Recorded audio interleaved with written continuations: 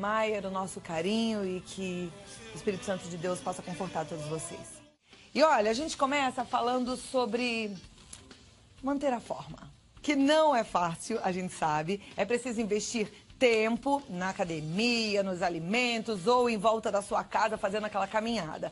Mas com uma alimentação certa e equilibrada você também consegue. Para te ajudar a escolher esses alimentos e, consequentemente, reduzir as medidas, eliminar a gordura abdominal, principalmente, que é aquela que incomoda, ficar com a silhueta mais sequinha, eu chamo a nutricionista Karina Boniatti.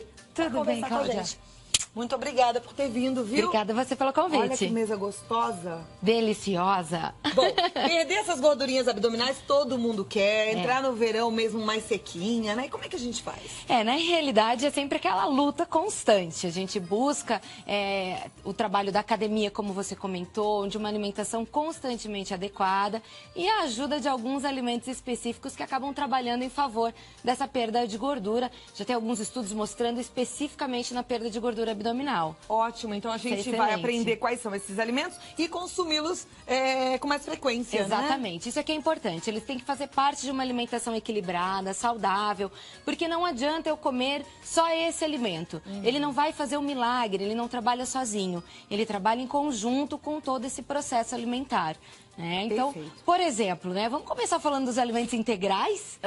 Toda essa nossa equipe. Esse aqui que eu já comi hoje de manhã, pãozinho integral. O arroz integral para agora a hora do meio-dia. Tem algumas pessoas que têm muita resistência em comer o arroz integral. Aí bem temperadinho, é tão bom. Basta a gente trabalhar esse Eu gosto atualmente culinário. muito mais desse arroz até do que o outro branco. É uma questão de costume também, A gente se adapta. O nosso paladar, é uma coisa muito interessante. O nosso paladar, ele precisa de 8 a 10 vezes o contato com um alimento para a gente se adaptar a este novo alimento. Olha que dado bom, de 8 a 10 vezes. Exato. Então, se tem um alimento que a gente sabe que é importante, a gente experimenta e dá uma forçadinha nessas 8 a 10 vezes. Exatamente. Isso até para criança, que às vezes a criança tem resistência a comer uma fruta, uma verdura. Quanto mais a gente trabalhar isso de formas diferentes e o nosso paladar ter o contato com o alimento, mais fácil é de ele se adaptar e a gente passar a gostar desse alimento. Então é possível mudar o paladar. Com certeza. Claro que no início... Você vê que a gente vai para outros países, aí os hábitos de repente são tão diferentes, as pessoas comem e gostam, mas é uma questão de hábito mesmo, né? É de se adaptar realmente, né? Joia. Então todos os alimentos integrais, a gente tem aqui também a quinoa, que é um grão que está sendo cada vez mais consumido. Me dá uma informação, Karina, aliás, para todos os telespectadores. A quinoa, ela tem a mesma quantidade de calorias, por exemplo, de um arroz? Tem. Ela é um carboidrato? Ela é um carboidrato, só que com uma vantagem ainda. Ela também tem um grande percentual de proteína. Ah, então é um carboidrato que tem proteína. Isso. É interessante, eu posso substituir o arroz de vez em quando pela quinoa? Pode.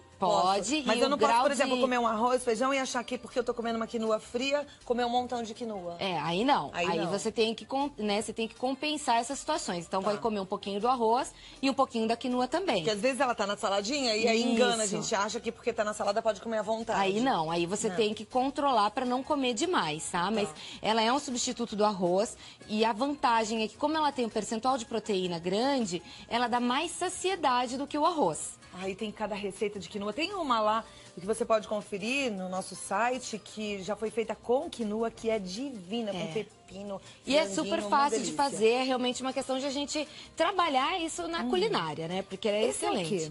A aveia em flocos finos, que então a gente pode trabalhar aí no café da manhã, colocando, enriquecendo de fibras a nossa alimentação. O próprio amaranto em flocos, que é esse outro aqui. Amaranto em flocos? Isso, o amaranto ele é da mesma família da quinoa, aqui já na versão em flocos, mas o grão ele é muito similar à quinoa, só que é mais pequenininho. Também é riquíssimo em fibras, em cálcio, em ferro. E todos os alimentos que têm fibra, o que eles fazem? Eles retêm uma maior quantidade de glicose e de gordura no nosso intestino, então eu absorvo mais lentamente, principalmente a glicose. Quando eu tenho um alimento sem as fibras, vamos supor, o arroz branco, o pão branco, enfim, os alimentos, os carboidratos refinados em geral, eles liberam muita glicose para a nossa corrente sanguínea. Consequentemente, o meu corpo tem que produzir muita insulina. Esse excesso de produção de insulina faz com que eu armazene muita glicose e isso se transforma em gordura.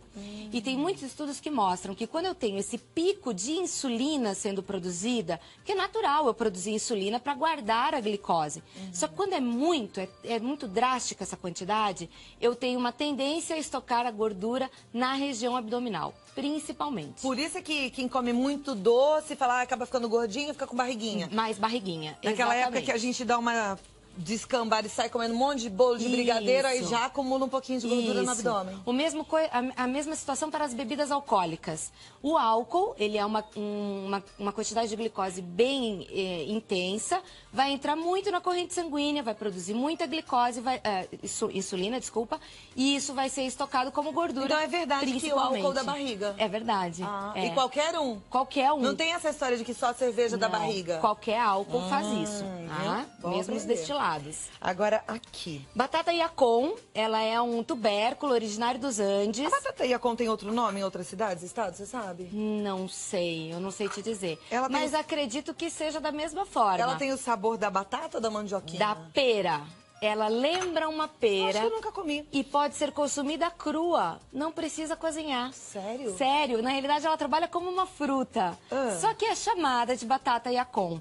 Algumas pessoas conhecem, talvez. Tem que descascar pra comer. Descasca. Pega uma faca pra mim, meninas, por favor. Eu descasca e come um pedacinho. O sabor é muito similar à pera. E pode comer crua. É doce, então? Ela tem um residual doce na boca. Mas qual que é a propriedade nutritiva dela? Ela tem um índice glicêmico bem baixinho. O que é isso? Ela libera glicose lentamente na corrente sanguínea.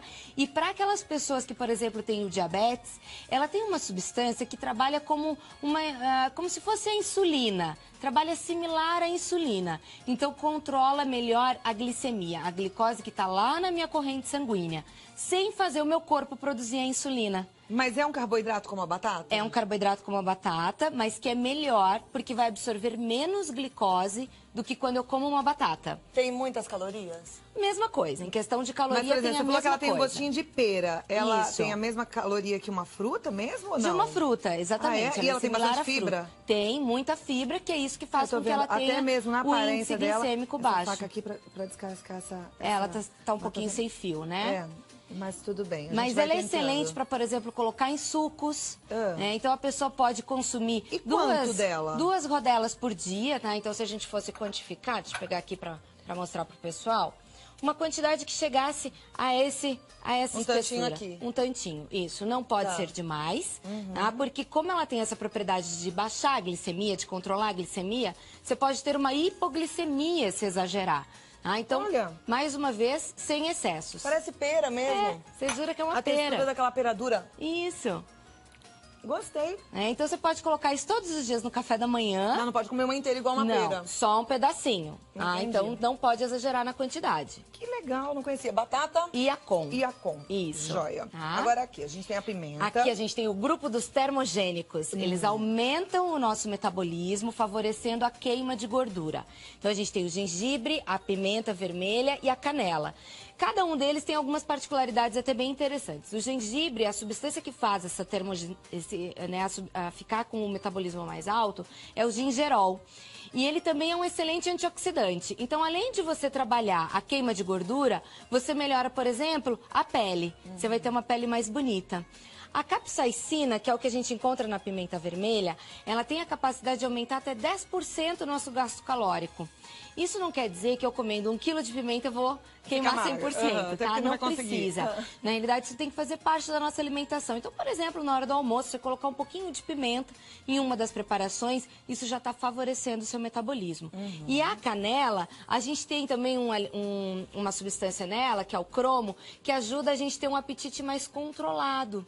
Então, aquela pessoa que tem muita dificuldade, que tem muita gula, digamos assim, pode usar canela, mesmo em pó, sendo acrescida em frutas, que já vai regular melhor esse apetite. Olha, também perfeita a dica. Tô adorando tudo, viu, Camila? Uma delícia, que bom que né? você tá aqui. Esse aqui é o quê? Esse é o óleo de coco, que é tão falado hoje em dia, né, como um poderoso emagrecedor. Na realidade, ele ajuda, ele fazendo parte da alimentação equilibrada, ele vai colaborar, porque ele também é um termogênico. Então, assim, uma quantidade de 1 a 2 colheres de sopa ao dia é suficiente. Eu não posso esquecer que é gordura e tem a mesma caloria de qualquer gordura. Então, por isso eu não posso comer demais. Eu tenho que controlar essa quantidade. Agora, ele funciona frio ou quente? Tanto faz. Então eu posso usá-lo na comida? Pode preparar usar na um comida. alimento? Exatamente, não tem problema, tá? Mas é bom? É excelente. E eu só tenho que cuidar porque o sabor residual fica de coco. Então, se você vai preparar um arroz... Fica um pouquinho, mas você sabe que às vezes eu preparo e fica gostosinho, se você dá uma quebradinha. Se você não colocar demais, ele não vai ficar sobressalente. Senão ele acaba combinando mais com as frutas. Tá, joia. Tá? Aqui a gente tem um chá. O chá verde, que também é um excelente termogênico. Só lembrando que as pessoas que têm hipertensão não podem consumir, porque ele aumenta demais a pressão arterial. Então, o ideal é trabalhar os outros alimentos, mas ele é um excelente termogênico, ajudando todo esse metabolismo a funcionar melhor. Ótimo. Tá? E aqui as frutas vermelhas? As frutas vermelhas, ricas em antocianinas, que é um nutriente extremamente antioxidante que trabalha principalmente o processo inflamatório. Quando eu tenho gordura demais no meu corpo, eu tenho um processo inflamatório instalado. E então as antocianinas, elas vão ajudar exatamente reduzindo esse teor de inflamação, favorecendo o emagrecimento. Ótimo. Tá? Gosto de tudo isso, tá fácil pra mim. Agora é o brócolis. Os verdes em geral, a gente tem principalmente nos verdes escuros, glicosinolatos, que é uma substância que ajuda a eliminar toxinas do meu organismo.